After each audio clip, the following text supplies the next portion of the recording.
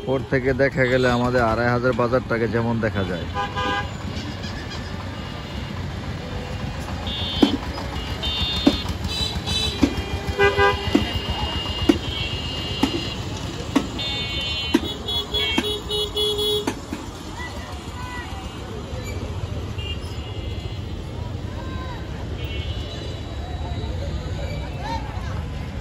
এক নজরে আমাদের ২৫০০ বাজার।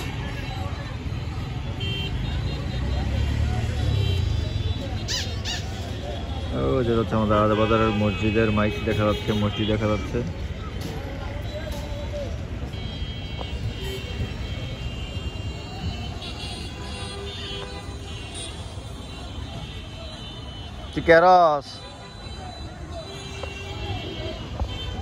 এই শীতের মধ্যে তুই টাঙ্কিত নেই বাড়ি পাইতে আস।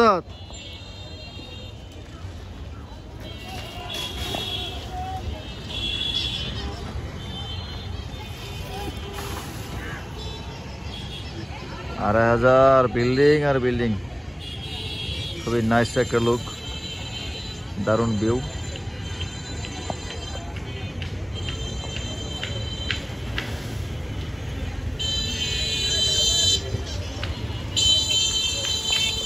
ওই যে আমাদের সরকারি সফালি কলেজ। এই বাজারে এত পরিমাণ যানজট লেগে থাকে গাড়ির, সব অটো আর অটো।